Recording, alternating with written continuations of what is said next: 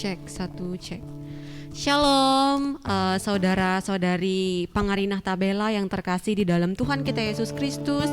Kita bersyukur karena pada hari ini Tuhan masih berbelas kasih kepada kita dan kita masih bisa berkumpul bersama-sama untuk memuji dan memuliakan nama Tuhan. Meskipun kita dibatasi oleh screen atau layar, tapi kita bersyukur karena Tuhan masih mau pimpin kita untuk datang ke ibadah Pangarinah Tabela ini. Baik, sebelum kita bersama-sama menaikkan pujian, mari kita berdoa. Doanya akan dipimpin oleh Kak David. Silahkan, kita akan berdoa untuk membuka ibadah kita pada sore hari ini. Mari kita berdoa. Bapa kami yang ada di sorga, terima kasih Tuhan, Engkau telah mengumpulkan kami, para pemuda, pemudimu, yang akan segera mendengarkan firman Tuhan dan akan belajar tentang hikmat dari kebenaran firman-Mu. Bimbinglah kami di dalam puji-pujian maupun di dalam pendengaran akan firman nanti. Kiranya Roh Kudus bekerja atas kami dan kami semakin mencintai dan merindukan Engkau. Terima kasih Tuhan, kami serahkan ibadah kami ini ke dalam tangan-Mu. Dalam nama Tuhan kami Yesus Kristus, kami berdoa dan mengucap syukur. Amin. Baik teman-teman, kita akan mempersiapkan diri untuk bersama-sama memuji nama Tuhan. Tapi sebelum itu, sebelum kita untuk datang lebih jauh ke dalam hadirat Tuhan, kita mendengarkan firman-Nya. Kita tahu bahwa manusia telah jatuh ke dalam dosa dan kita mewariskan dosa yang dinamakan dosa warisan dari Adam dan Hawa. Oleh sebab itu kita selalu punya kecenderungan untuk berbuat dosa. Setiap hari kita menyakiti sesama kita, menyakiti saudara kita, menyakiti orang tua kita, dan terkadang kita masih egois dan tidak mau untuk merendahkan diri kita di hadapan Tuhan. Biarlah dengan pujian ini kita kembali diingatkan bahwa hendaknya kita menjadi rendah hati seperti Tuhan Yesus Kristus teladan kita.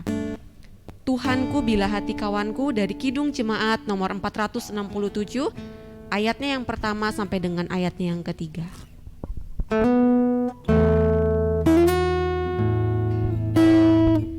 Tuhanku bila hati kawanku.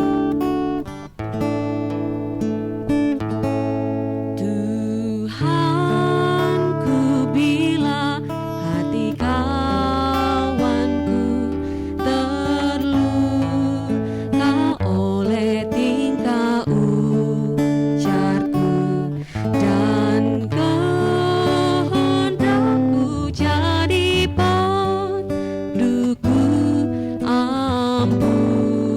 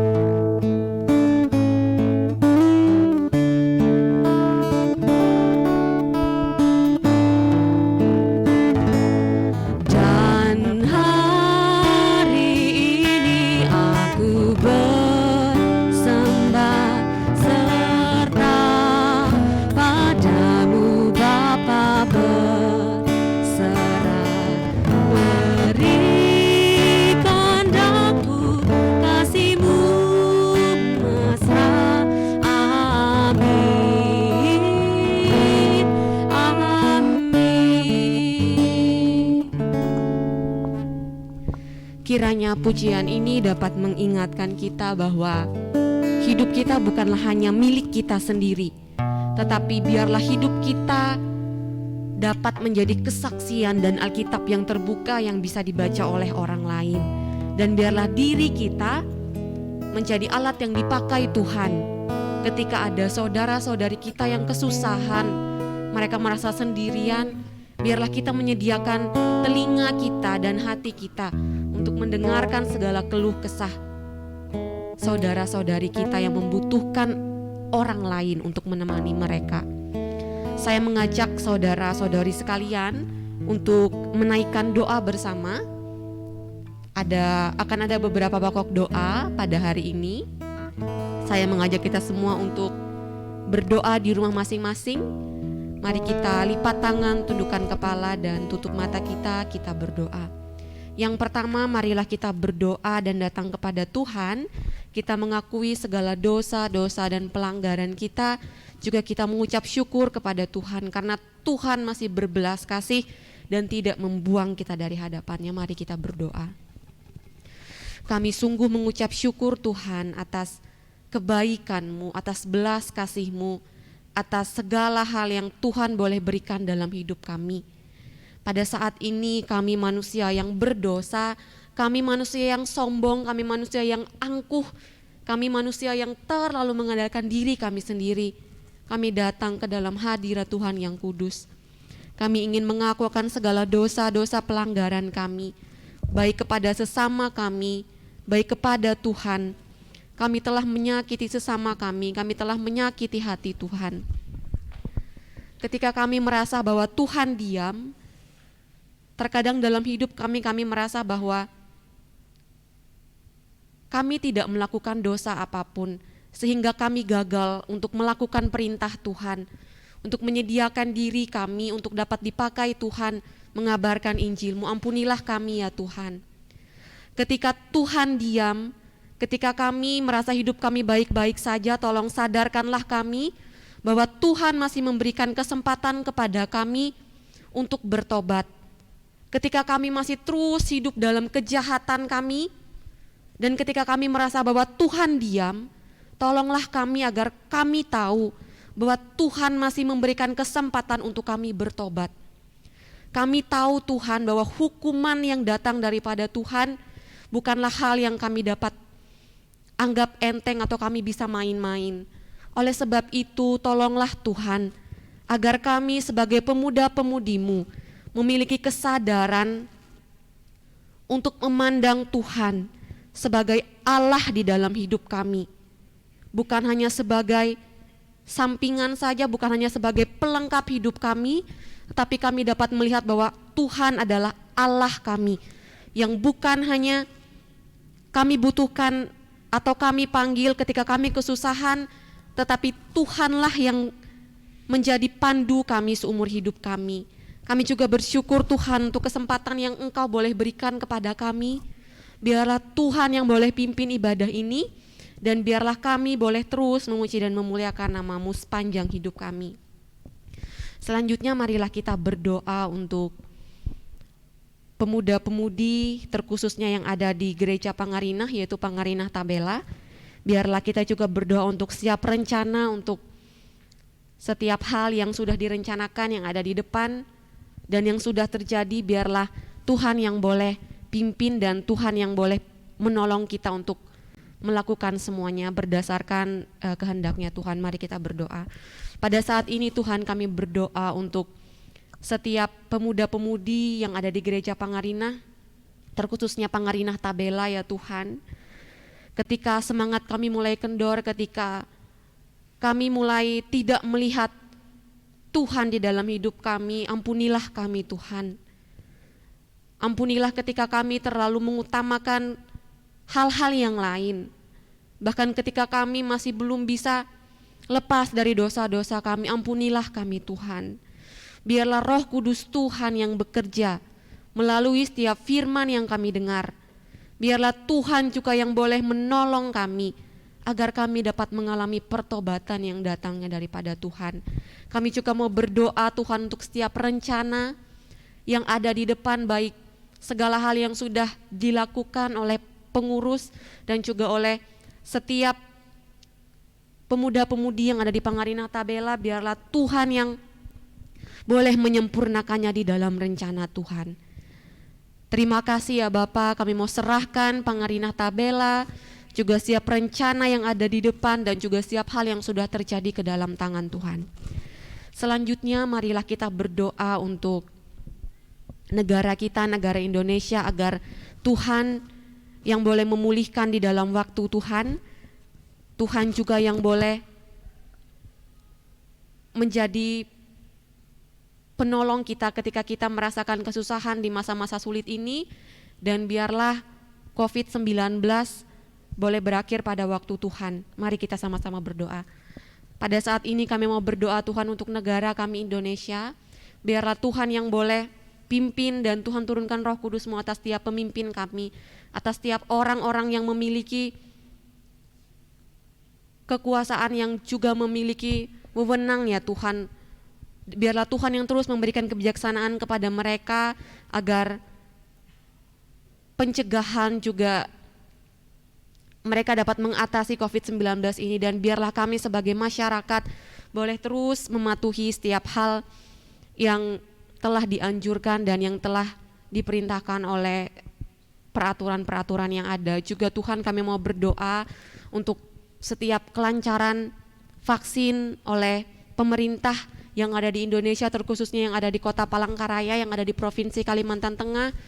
Biarlah segala hal ini boleh dipimpin oleh Tuhan agar setiap masyarakat dapat mendapatkan haknya dan juga dapat menerima vaksin, agar pada waktunya nanti kami boleh terbiasa, bahkan kami juga boleh dilindungi oleh Tuhan dari COVID-19 ini. Tetapi Tuhan melebihi semuanya, biarlah kehendak Tuhan yang jadi. Yang terakhir, marilah kita berdoa untuk setiap orang yang kekurangan, kita berdoa untuk setiap orang yang kehilangan pekerjaan, setiap orang yang kehilangan keluarga mereka, bahkan setiap orang yang sedang dalam keadaan yang begitu sulit, mereka tidak dapat lagi merasakan Tuhan di dalam hidup mereka. Kita berdoa agar Tuhan berbelas kasih dan Tuhan yang boleh mengulurkan tangannya melewati setiap hamba-hambanya, melewati setiap orang yang Tuhan perkenankan. Mari kita berdoa. Pada saat ini Tuhan, kami mau berdoa untuk setiap kami, setiap saudara-saudara kami yang kekurangan, mereka yang kehilangan pekerjaan, mereka yang kehilangan keluarga mereka, mereka yang kehilangan orang tua, anak, saudara mereka Tuhan. Oleh karena COVID-19, bahkan oleh karena sakit penyakit, kami berdoa dari tempat ini agar Tuhanlah yang berbelas kasih dan Tuhanlah yang mau untuk menghibur mereka.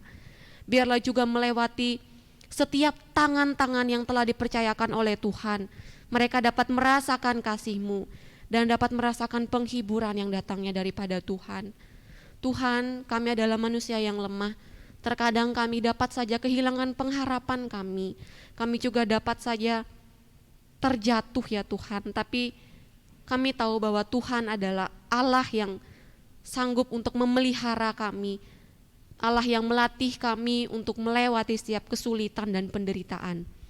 Pada saat ini Tuhan, bersama dengan doa-doa kami mau serahkan hidup kami sepenuhnya agar boleh dipakai oleh Tuhan untuk menjadi saluran berkat-Mu melewati setiap hal yang kami katakan, melewati setiap firman yang boleh kami ucapkan. Jadilah kehendak-Mu Tuhan, bukan kehendak kami. Dalam nama Yesus Kristus kami berdoa. Amin. Oke, baik teman-teman, kita sudah berdoa bersama-sama. Gereja yang tidak berdoa adalah gereja yang mati. Begitupun dengan hidup kita. Ketika kita tidak berdoa, kita sama saja seperti hidup di dalam tubuh yang sia-sia. Oleh sebab itu, kenapa kita harus berdoa? Karena Tuhan sendiri yang telah mengajarkan kita demikian. Mari kita bersama-sama untuk menyanyikan sebuah pujian dari Kidung Jemaat nomor dari Kidung Jemaat Aku Tuhan Semesta. Kita bersama-sama menyanyikan lagu ini juga berkaitan dengan tema kita di dalam firman Tuhan hari ini, bahwa kita hendaknya mengabarkan Injil, mengabarkan firman Tuhan. Aku Tuhan Semesta ayatnya yang pertama.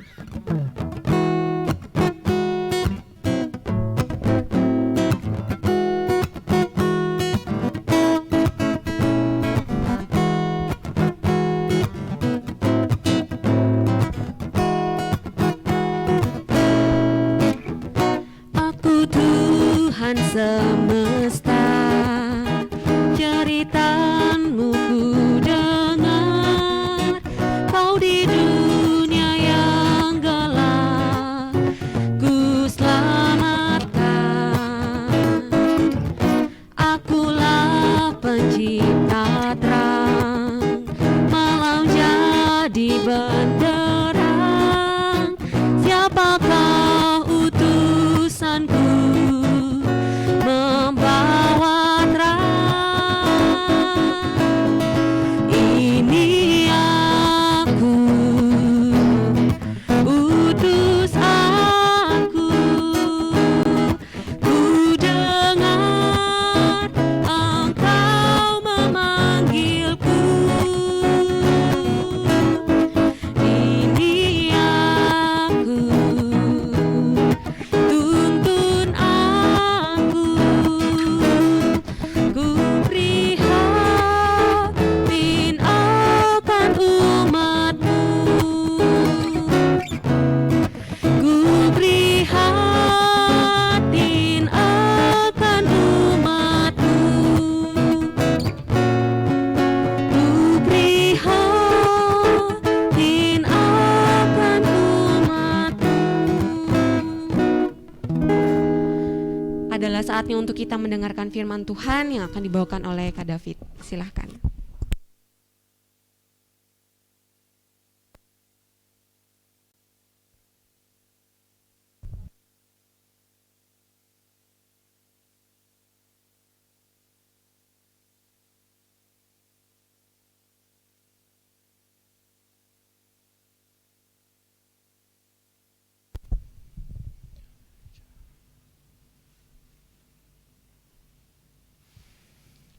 Baik, teman-teman sekalian, sebelum kita mendengarkan pemberitaan firman Tuhan, mari kita semua berdoa. Bapa kami yang ada di sorga, terima kasih Tuhan, Engkau mengizinkan kami untuk saat ini kembali melayani Engkau, kembali bersekutu, kembali untuk memuji nama Tuhan, kembali untuk belajar tentang firman-Mu. Ya Tuhan, kami anak-anak muda-Mu butuh begitu banyak hikmat, kebenaran, akal budi, pengertian daripada Engkau. Kami tidak tahu banyak, kami begitu bodoh di hadapan-Mu ya Allah. Kasihanilah kami, bukalah setiap hati kami saat ini, agar kami mau benar-benar mendengarkan firman-Mu, agar kami benar-benar ingin rindu dan mencintai Engkau. Kasihanilah kami ya Tuhan, bimbinglah kami, ajarlah kami. Hamba-Mu juga berdoa bagi hamba yang saat ini akan menyampaikan firman Tuhan. Kiranya Roh-Mu bekerja atas hamba, biar bukan mulut dan pikiran hamba saja yang berbicara dan menyampaikannya, tetapi Roh-Mu yang kudus yang berbicara atas kami semua. Bimbinglah kami ya Tuhan, tuntunlah kami, ajarilah kami. Di dalam nama Tuhan kami Yesus Kristus, kami berdoa dan mengucap syukur. Amin. Baik teman-teman semua, nas yang menjadi dasar kita untuk firman Tuhan pada sore hari ini diambil dari Matius 28 ayat 16 sampai yang ke-20. Matius 28 ayat 16 sampai yang ke-20. Saya bacakan demikian. Dan ke-11 murid itu berangkat ke Galilea, ke bukit yang telah ditunjukkan Yesus kepada mereka. Ketika melihat dia, mereka menyembahnya. Tetapi beberapa orang ragu-ragu. Yesus mendekati mereka dan berkata, "Kepadaku telah diberikan segala kuasa di sorga dan di bumi. Karena itu pergilah, jadikanlah semua bangsa muridku, dan baptislah mereka dalam nama Bapa dan Anak dan Roh Kudus. Dan ajarlah mereka melakukan segala sesuatu yang telah kuperintahkan kepadamu. Dan ketahuilah, aku menyertai engkau senantiasa sampai kepada akhir zaman." Kita mengenal perikop atau ayat-ayat ini sebagai yang terkenal itu namanya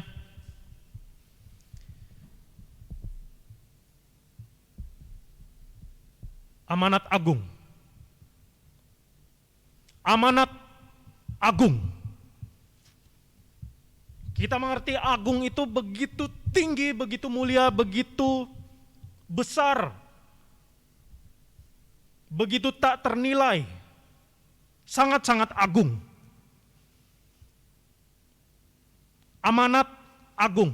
Kita orang-orang Kristen menamai perikop ini dengan amanat agung. Amanat yang agung ini saja dinamai amanat agung.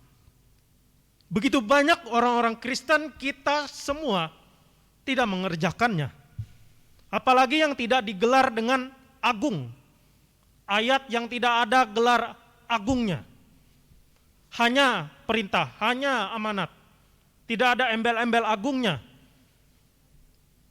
Bisa, sangat-sangat bisa tidak kita kerjakan. Yang agung saja begitu banyak, kita tidak mengerjakannya. Apalagi yang tidak ada embel-embel agungnya. Tema ini punya nilai yang sangat tinggi, tetapi juga bisa mempermalukan kita semua. Kenapa? Kita berbicara mengenai mengabarkan Injil, berlari, ayo beritakan. Tapi kenyataannya apakah kita memberitakan Injil? Apakah kenyataannya kita ke jalan-jalan, ke tetangga kita, ke orang-orang di pedalaman, memberitakan Injil?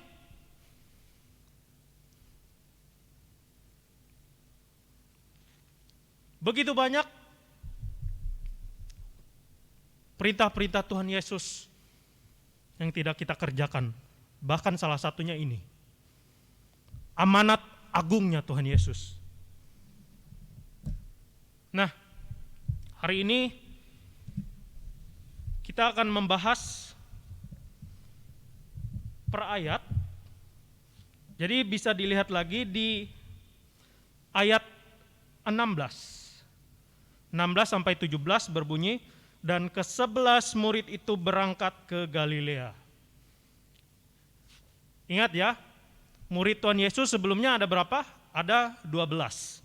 Tapi sekarang ini adalah sesuatu yang sangat menyedihkan. 3 tahun bersama Tuhan Yesus, selama 3 tahun selalu ada 12 murid. Tetapi sekarang hanya ada 11. Ini menjadi peringatan kepada kita, teman-teman, bahwa kita janganlah menjadi seseorang yang sesat, seseorang yang munafik di hadapan manusia.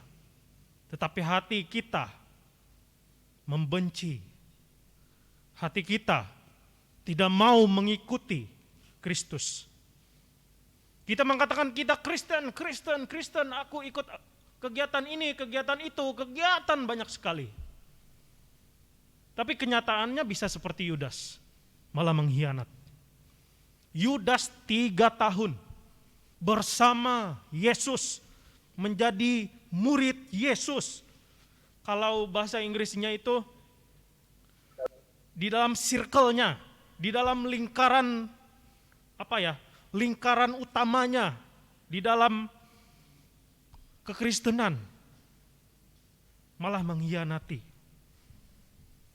Dari ayat yang ke-16a ini saja kita sudah melihat bahwa jangan sampai kita menjadi salah satu Yudas itu lagi. Kita menyatakan kita Kristen, kita melakukan ini atas nama agama Kristen. Tapi akhirnya kita mengkhianati kekristenan. Terus yang kedua, mereka pergi ke bukit yang telah ditunjukkan Yesus kepada mereka. Ketika mereka melihat dia, mereka menyembahnya, tetapi beberapa orang ragu-ragu. Ya, ini adalah ketaatan murid-murid ya. Jadi ayat 8 pasal 28 ayat yang ke-7, kalau kalian bisa lihat, dan segeralah pergi dan katakanlah kepada murid-muridnya bahwa ia telah bangkit dari antara orang mati. Ia mendahului kamu ke Galilea. Jadi ini ketaatan murid-muridnya untuk mengikuti perintah. Begitupun yang dilakukan oleh murid-muridnya ketika Yesus mengatakan dia akan mendahului mereka. Ini adalah suatu nubuat Tuhan Yesus. Sebelum Tuhan Yesus mati, Tuhan Yesus mengatakan bahwa dia akan mendahului mereka ke Galilea. Dan kenyataannya benar. Tuhan Yesus mendahului mereka ke Galilea. Kita lihat ke ayat yang ke-18. Yesus mendekati mereka dan berkata, "Kepadaku telah diberikan segala kuasa di sorga dan di bumi." Jadi, Tuhan Yesus adalah Tuhan Allah atas sorga dan bumi.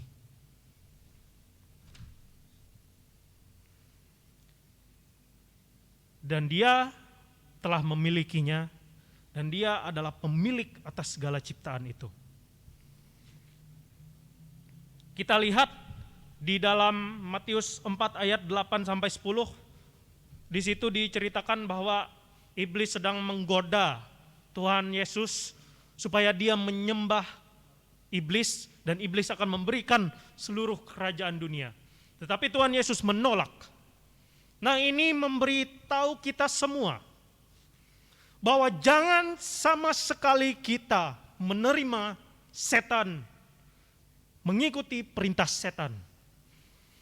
Karena Tuhan Yesus telah meneladani untuk jangan mengikuti perintah setan. Dan ketika Kristus tidak mengikutinya, Kristus mendapatkan apa yang lebih besar dari apa yang dijanjikan setan. Setan hanya menjanjikan kerajaan dunia. Kristus memiliki sorga dan bumi.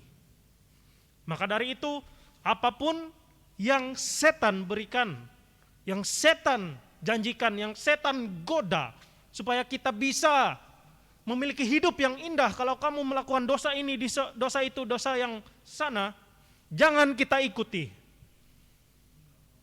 Karena suatu hari nanti kita akan tahu bahwa apa yang akan kita dapatkan jauh lebih besar daripada apa yang setan janjikan. Kemudian kita langsung lanjut ke ayat amanat agung. Ayat 19 sampai yang ke-20. Karena itu pergilah, jadikanlah semua bangsa muridku dan baptislah mereka dalam nama Bapa dan Anak dan Roh Kudus. Dan ajarlah mereka melakukan segala sesuatu yang telah kuperintahkan kepadamu. Dan ketahuilah aku menyertai kamu senantiasa sampai kepada akhir zaman. Jadikan semua bangsa muridku. Di dalam bahasa Yunaninya, jadikan murid adalah satu-satunya kata perintah di dalam bagian ini. Tetapi teman-teman, di dalam kata-kata pergilah, baptislah, dan ajarlah merupakan participle. Participle itu terus dilakukan dan harus dilakukan. Jadi kalau di dalam bahasa Inggris itu ada ing-nya. Pergilah, going, bukan hanya go. Baptis, baptizing, ajar. teaching. Ini menunjukkan bahwa penekanan utama dari bagian ini adalah menjadikan murid Yesus. Semua bangsa Tuhan perintahkan untuk dijadikan muridnya, dan caranya harus melakukan pekerjaan, yaitu harus pergi, kemudian baptiskan mereka, kemudian ajarkan mereka. Ini berbeda dengan Matius 10 ayat 5-6. Di situ diceritakan bahwa sasaran penginjilan yang pertama, sebelum mereka diperintahkan untuk ke seluruh bangsa, mereka hanya diperintahkan untuk menginjili orang-orang di Yerusalem atau orang-orang Yahudi. Tetapi yang kedua, sebelum Tuhan Yesus naik ke sorga, Tuhan Yesus mengatakan, pergilah, baptis dan ajar mereka, semua bangsa, bukan hanya orang Yahudi. Ini juga secara tidak langsung mengatakan bahwa Yesus Kristus adalah satu-satunya jalan ke sorga. Karena kalau tidak, mengapa Yesus Kristus menyuruh semua orang jadi murid? Kenapa Tuhan Yesus enggak bilang ini, jadikan beberapa orang saja muridku. Beberapa muridnya Tuhan orang Islam, beberapa muridnya Tuhan orang Hindu, beberapa muridnya Tuhan orang agama lain, beberapa saja.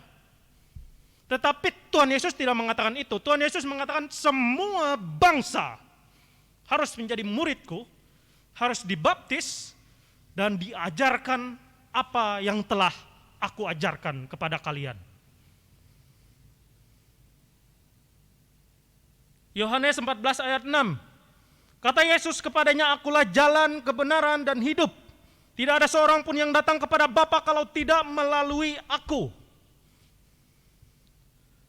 Ajaran bahwa Kristus adalah satu-satunya jalan ke surga harus kita terima dan terus kita pertahankan. Tidak ada jalan lain. Tidak ada alternatif lain. Satu-satunya jalan ke surga adalah melalui Kristus. Kenapa? Karena kitab suci mengajarkan demikian. Ada 3 kemungkinan mengenai akulah jalan, kebenaran, dan hidup ini. Yang pertama, kemungkinan pertama, kitab suci itu ngawur. Yesus tidak pernah mengajarkan pernyataan ini, tetapi kitab suci itu mencatat seolah-olah Yesus mengatakan pernyataan ini. Terus yang kedua, kitab suci itu betul, tapi Yesus memang pernah mengucapkan pernyataan ini. Cuma Yesus berdusta. Yesus pernah kok bilang, tapi Yesus berdusta. Terus yang ketiga, kitab suci itu betul, Yesus itu betul, dan dia tidak berdusta. Sehingga memang dia adalah satu-satunya jalan kepada Bapa di surga. Mari kita renungkan, yang mana dari 3 kemungkinan ini yang saudara semua terima? Apakah kitab suci yang bohong, atau Tuhan Yesus yang bohong, atau Yesus dan kitab suci benar-benar tidak berdusta? Kalau kita menerima poin yang pertama dan yang kedua, kalau dari artikel yang saya baca, ini sangat kejam mengatakan, sebaiknya saudara pindah agama saja kalau nggak percaya Tuhan Yesus itu benar, tidak berdusta, dan kitab suci ini benar. Kalau nggak percaya Tuhan Yesus benar, nggak percaya kitab suci benar, ngapain jadi orang Kristen? Kitab suci ngawur, Tuhannya pendusta, ngapain jadi orang Kristen kalau tidak mau percaya itu? Bahkan di Kisah Para Rasul 4 ayat 12, dan keselamatan tidak ada di dalam siapapun juga selain di dalam Dia. Sebab di bawah kolong langit ini tidak ada nama lain yang diberitakan kepada manusia yang olehnya kita dapat diselamatkan. 1 Yohanes 5 ayat 11-12, dan inilah kesaksian itu. Allah telah mengaruniakan hidup yang kekal kepada kita, dan hidup itu ada di dalam Anaknya. Barang siapa memiliki anak, ia memiliki hidup. Barang siapa tidak memiliki anak, ia tidak memiliki hidup. 1 Timotius 2 ayat 5. Karena Allah itu Esa, dan Esa pula Dia yang menjadikan pengantara antara Allah dan manusia, yaitu manusia Kristus Yesus. Jadi hanya bukan orang Kristen yang tidak menghargai otoritas kitab suci, yang ingin memutarbalikan kitab suci, yang bisa menafsirkan bahwa ayat-ayat ini tidak menunjukkan Yesus sebagai satu-satunya jalan ke surga. Teman-teman semua, saudara-saudara semua, di luar sana ada begitu banyak orang yang mengatakan, aku ini pendeta tapi tidak percaya Yesus ini satu-satunya jalan. Mereka berkata, Tuhannya agama lain bisa kok memberikan jalan. Ini sangat berbahaya, ini sangat menyesatkan kita semua. Hanya Yesus satu-satunya jalan. Keselamatan itu ada di dalam Yesus. Hidup yang kekal itu ada di dalam Yesus. Bayangkan Yesus itu sebagai sebuah kotak yang di dalamnya berisikan keselamatan atau hidup kekal. Kalau seseorang menerima kotak atau Yesus itu, maka ia menerima isinya juga. Dan sebaliknya, kalau dia menolak kotaknya atau menolak Yesus, ia tidak akan memiliki isinya juga, yaitu keselamatan. Orang yang menolak Yesus tidak akan memiliki keselamatan. Perhatikan juga kata-kata di bawah kolong langit. Dan kata-kata barang siapa tidak memiliki anak. Ini menunjukkan bahwa tidak mungkin kata-kata ini ditujukan hanya untuk orang Kristen. Ayat-ayat ini ayat-ayat tersebut di atas ini berlaku untuk seluruh dunia.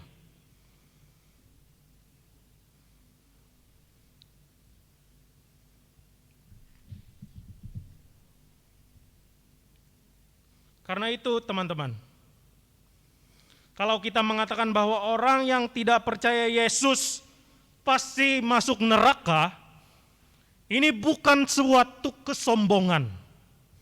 Ini bukan suatu yang menghakimi. Tetapi ini suatu kepercayaan kepada kebenaran. Karena tidak ada jalan keselamatan di luar Kristus. Bagaimana kita bisa menyatakan orang mati tidak percaya Kristus bisa masuk surga? Kalau kita mengatakan orang mati tidak percaya Kristus masuk surga, ya kita tidak percaya kepada Alkitab. Alkitab mengatakan hanya Yesus satu-satunya jalan.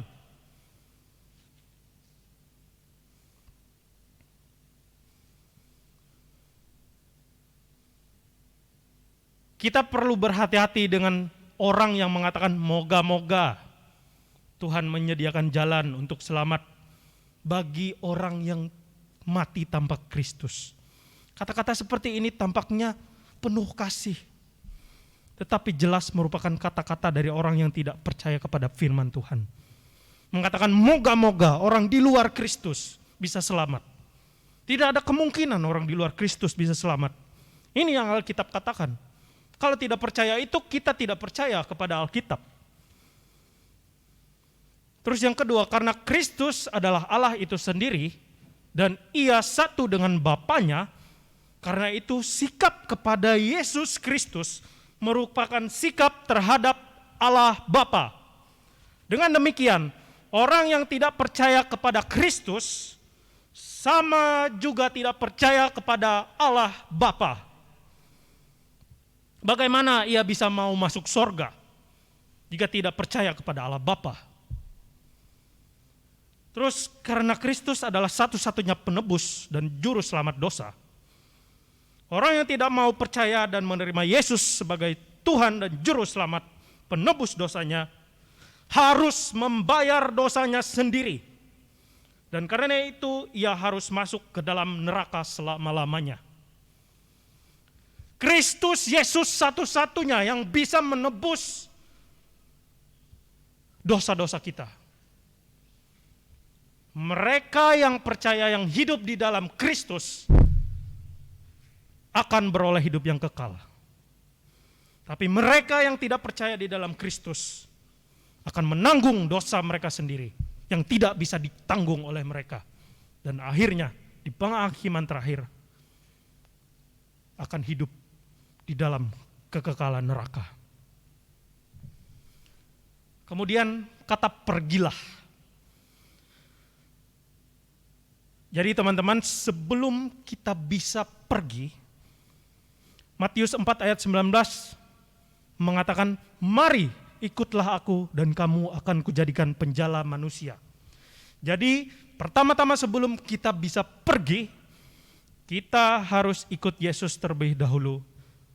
Dan ketika kita sudah ikut menjadi pengikut Yesus, menjadi muridnya, maka kita bisa menjadi seorang penjala manusia. Kata pergi ini jelas menunjukkan bahwa kita tidak boleh hanya menunggu sampai orang luar mau datang ke gereja. Kita harus mencari mereka, kita harus keluar, kita harus mengabarkan berita Injil kemanapun kita bisa. Yesus mengatakan pergi, tidak ada Yesus mengatakan duduk di situ, di atas batu, nanti orang-orang datang kepada kamu. Tidak ada. Yesus mengatakan pergi ke seluruh bangsa. Apakah saudara sendiri sudah mencari jiwa? Apakah kita sendiri sudah mencari jiwa? Atau hanya duduk saja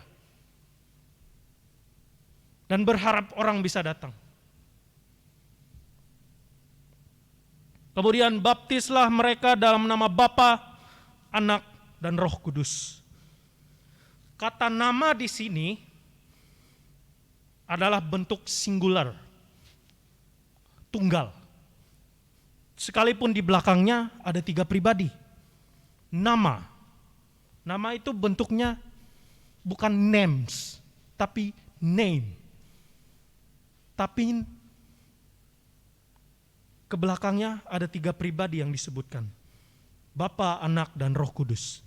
Ini adalah salah satu dasar dari doktrin pengajaran Kristen yang sejati, yaitu Allah Tritunggal. Perlu kita sadari bahwa sekalipun istilah Tritunggal itu tidak ada di dalam Alkitab, tetapi konsep tentang Allah Tritunggal jelas ada di dalam kitab suci. Ini adalah satu-satunya formula baptisan dalam kitab suci. Karena itu, pada waktu pendeta itu membaptis, mereka akan mengucapkan, aku membaptis kamu dalam nama Bapa, Anak, dan Roh Kudus.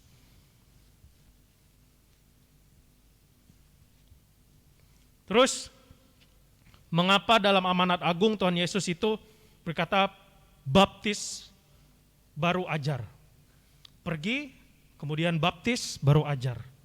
Ada 2 kemungkinan, ada 2 kepercayaan. Yang pertama, ada yang menganggap bahwa ini adalah dasar dari baptisan bayi. Karena untuk bayi memang baptisan itu mendahului pengajaran. Jadi bayi masih belum mengerti untuk diajar, maka harus dibaptis terlebih dahulu. Terus kepercayaan yang kedua, itu ada juga yang mengatakan bahwa ini disebabkan karena baptisan hanya dilakukan 1 kali seumur hidup. Sedangkan pengajaran dilakukan terus-menerus. Sampai kita mati akan terus belajar. Selanjutnya, ajarlah mereka melakukan segala sesuatu yang telah kuperintahkan kepadamu. Kata segala sesuatu menunjukkan bahwa hamba Tuhan harus mau dan berusaha untuk mengajarkan seluruh firman Tuhan. Bukan hanya sebagian, yang gampang, yang praktis-praktis, yang enak, yang mudah diterima telinga. Tidak semuanya. Yang menghibur, bahkan yang menegur kita harus disampaikan.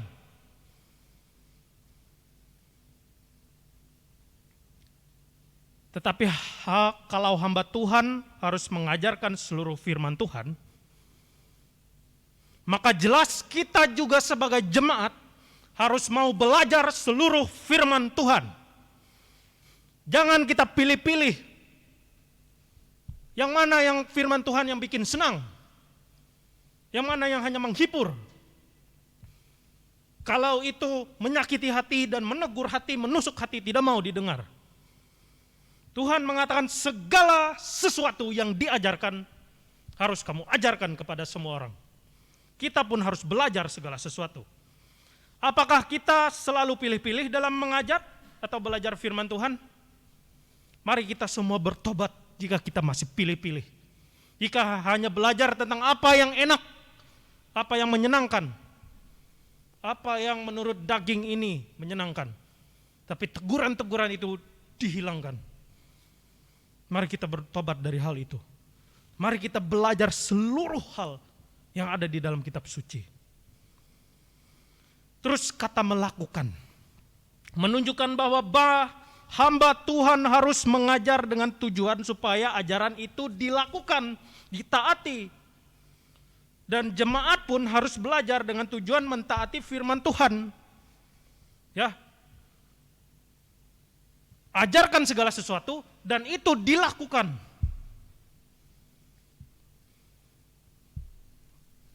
Mari kita berhenti menjadi seperti orang-orang Farisi yang hanya mengajar tapi tak pernah melakukannya. Mari kita berhenti menjadi orang-orang yang munafik seperti itu. Kita mengajarkan begini begitu firman Tuhan, kebenaran itu seperti ini. Tapi kita tidak mentaati, tidak melakukannya. Jadi apa tujuan kita belajar firman Tuhan sekarang? Apakah hanya untuk mengisi otak? Supaya menang dalam berdebat? Atau supaya kita bisa hidup lebih sesuai dengan kehendak Tuhan melalui pelajaran firman Tuhan itu? Mari kita belajar firman Tuhan, mengisi otak kita dengan firman Tuhan supaya kita bisa melakukannya. Yang terakhir, ayat yang ke-20. Janji penyertaan Tuhan. Tuhan memberikan perintah untuk memberitakan Injil. Dan ini memang sangat-sangat berat. Menguras energi, materi, waktu. Begitu banyak dikuras. Bahkan mental kita bisa diserang. Orang-orang di luar sana bisa menyerang. Tetapi Tuhan berjanji untuk menyertai orang yang mau mentaati perintah itu. Dan ketahuilah aku menyertai kamu senantiasa sampai kepada akhir zaman. Jadi kalau kita mau untuk memberitakan Injil, kita harus menyadari bahwa akan ada serangan setan bagi kita semua.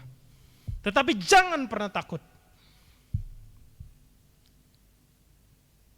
Karena ada Tuhan Yesus beserta dengan kita semua. Mari kita pergi. Mari kita mendorong orang-orang di seluruh bangsa untuk dibaptis. Dan mari kita mengajar dan belajar firman Tuhan.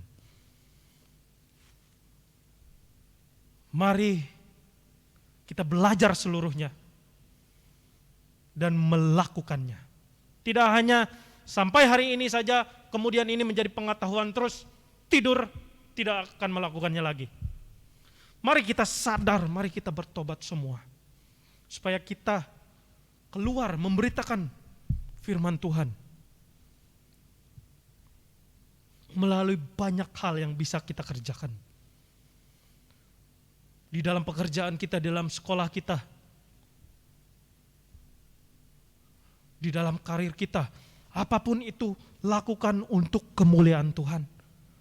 Dan nyatakan bahwa ini adalah pekerjaan Tuhan dan ceritakan Kristus kepada mereka.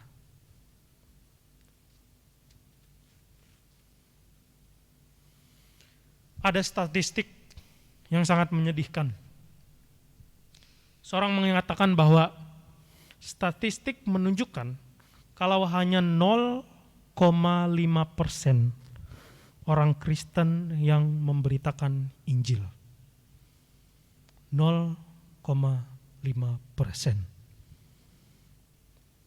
Ada berapa miliar orang Kristen di muka bumi ini? Tidak sampai 1% yang mau memberitakan Injil. Menyedihkan sekali. Bangun. Mari kita bangun semua. Mari kita beritakan Injil kepada semua orang. Mari kita bertobat dari hanya duduk menjadi pergi. menjadi dibaptis orang-orang banyak, dan belajar firman Tuhan. Ini adalah sesuatu yang sangat menyedihkan kalau kita mengingat 0,5% tadi. Dan tahu tidak, orang-orang yang memberitakan ajaran sesat lebih rajin dari orang-orang Kristen.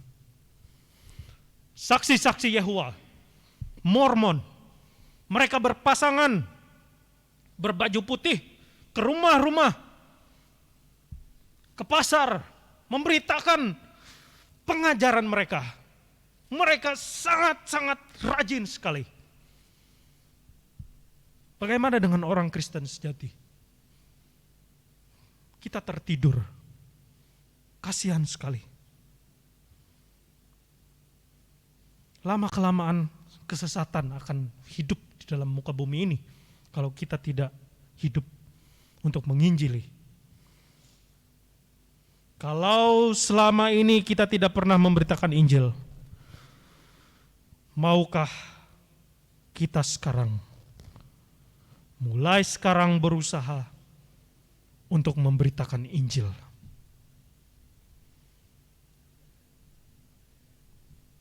Berhenti hanya fokus kepada program-program supaya banyak orang. Tapi fokuslah kepada orang-orang yang jiwa-jiwanya tersesat dan membutuhkan Kristus. Mari berusaha untuk memberitakan Injil, kebenaran Kristus. Mari kita berdoa. Bapa kami ada di sorga, terima kasih Tuhan. Pada malam hari ini Engkau kembali mengajarkan kami, Engkau kembali mengingatkan kami, Engkau kembali menegur kami.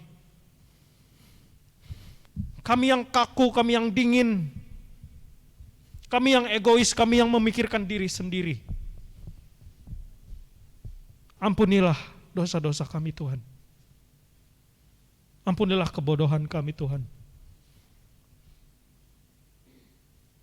Jangan membuang kami dari hadapan-Mu. Berbelas kasihanlah atas kami.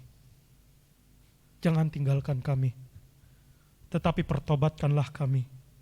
Izinkanlah kami untuk datang kepadamu, melakukan kebenaran-Mu. Izinkanlah kami untuk hidup di dalam kebenaran-Mu. Izinkan kami untuk melayani-Mu. Izinkan kami untuk memuliakan nama-Mu. Izinkan kami untuk menyangkal diri, memikul salib, dan mengikuti Engkau tiap-tiap hari. Izinkan kami untuk menginjili. Izinkan kami untuk menjadi alat-Mu ya Tuhan. Jangan izinkan kami untuk menjadi alat setan. Izinkan kami untuk menjadi alat-alat-Mu. Kasihanilah kami yang berdosa ini Tuhan. Terima kasih Tuhan. Dalam nama Tuhan kami Yesus Kristus, kami berdoa dan mengucap syukur. Amin.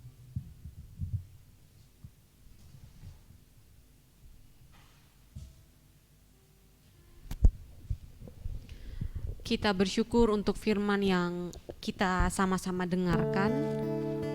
Semoga kiranya firman ini tidak hanya berlalu begitu saja, tetapi Tuhan yang bekerja melalui setiap hamba Tuhan yang telah menyampaikan firman ini, agar kita tidak hanya mendengarkan saja, tapi kita juga boleh dibawa kepada pertobatan setiap kali firman itu bekerja dalam hidup kita.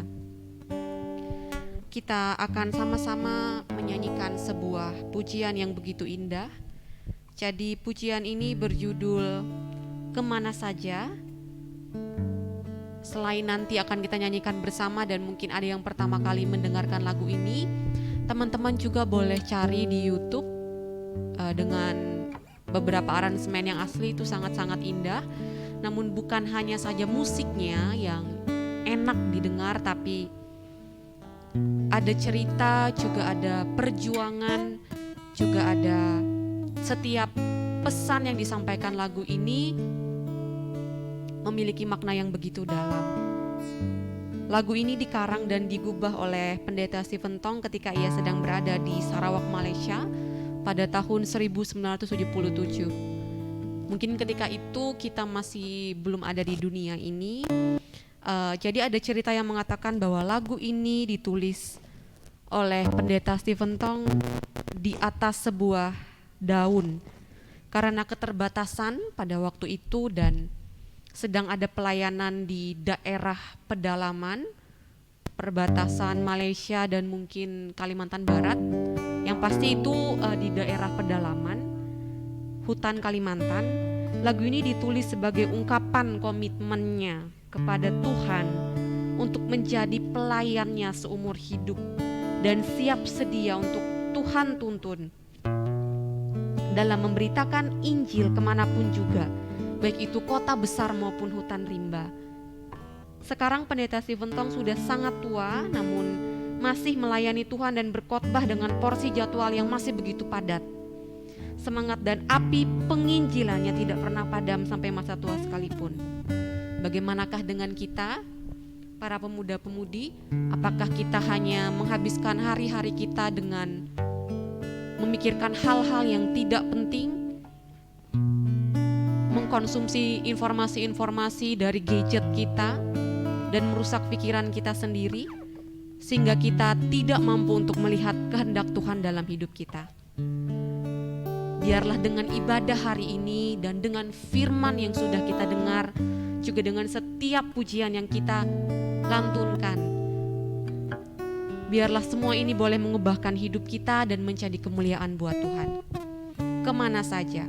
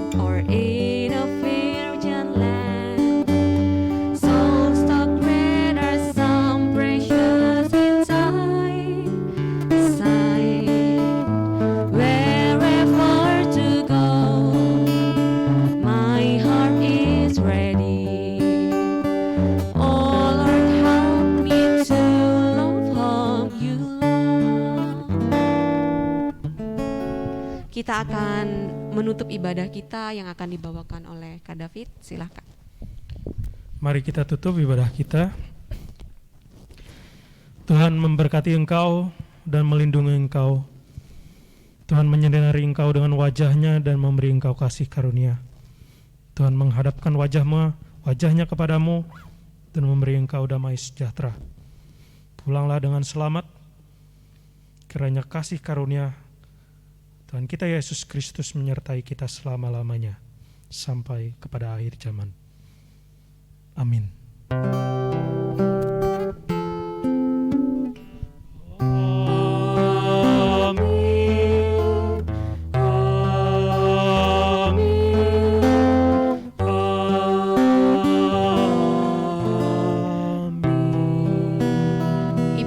selesai dan kiranya Tuhan memberkati kita. Terima kasih teman-teman yang sudah bergabung. Selamat melanjutkan aktivitas.